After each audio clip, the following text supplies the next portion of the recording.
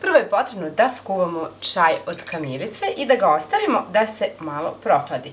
Treba da bude topao, ali ne i vreo.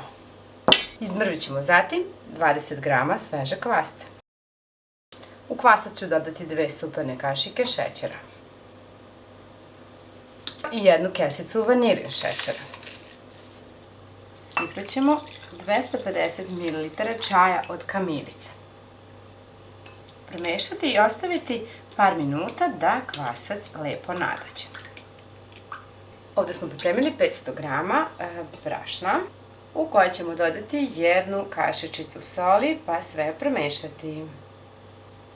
Dodajemo i kvasac koji je nadošao malo i sipamo celu količinu kao i 150 ml ulja.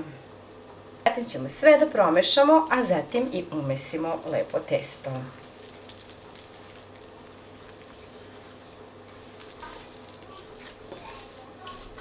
Ima dosta ulja u testu, tako da se ono neće puno lepiti, vidite i sami, iako je veoma, veoma meko, ali za štrudlu će biti savršeno. Prekrećemo testo čistom krpom i ostaviti na toplom mestu da lepo nadođe. Ćemo da pripremimo i nadev, a ovde imam 400 g mlevenih oraha. I najpre ću da narendam 1 koricu limuna koja će dati ovom filu jako ukusnu notu i svežinu.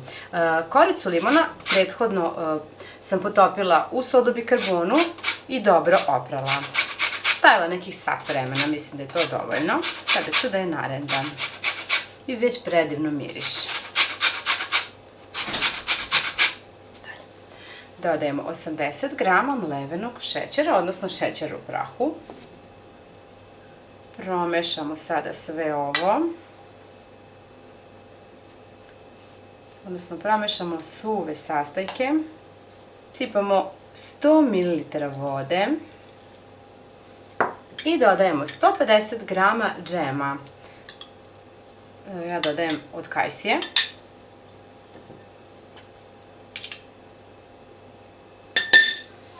Sada ćemo da promešamo sve, jer ovo treba da nam bude onako lepo mazivo. Kako bismo kasnije fino nafilovali štrudlu. Evo, pogledajte kako treba da izgleda, veoma će lako da se namaže. Postaćemo radnu površinu. I testo nam je odstojalo, prebacujemo ga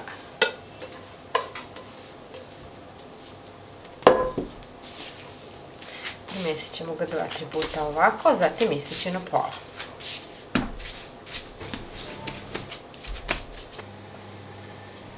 Pošto pravimo 2 štrudle, stavljamo sa strane još vrlo malo brašna po radnoj površini, a zatim ćemo uz pomoć oklagije da razvijemo testo za štrudlu.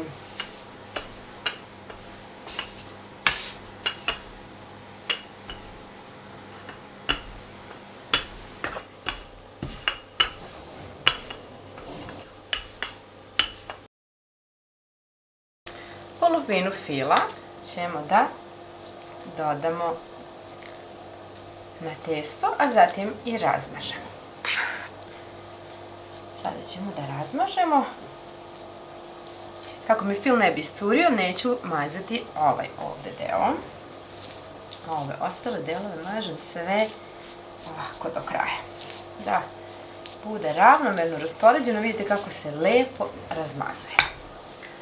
Sada ćemo da najpre ove krajeve ovako upakujemo, a zatim urolamo štrudlu. Testo je premekano.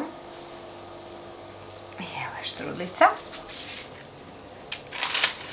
Stavljam. Prekrećemo sada štrudlu i ostaviti da odstoji još nekih 15 minuta, tamo dok se rerna ne zagreje, a nju uključujemo na 180 stepeni da se greje. Rerna nam se zagrejala i sada je potrebno da uz pomoć viljuške ili čačkalice malo ovako izbockamo štrudlu. Jer na taj način neće da iscuri fil i ona će moći da diše. Ako iscuri, na malo i pukne, nije strašno, znate i sami da se to dešava često. Ali evo, mi ćemo ovako da uradimo. Ubacujemo da se peče. Nakon 30 minuta štrudla se ispekla, ostavila sam malo da se ohladi. Evo, pogledajte, sada ću i da je isečem.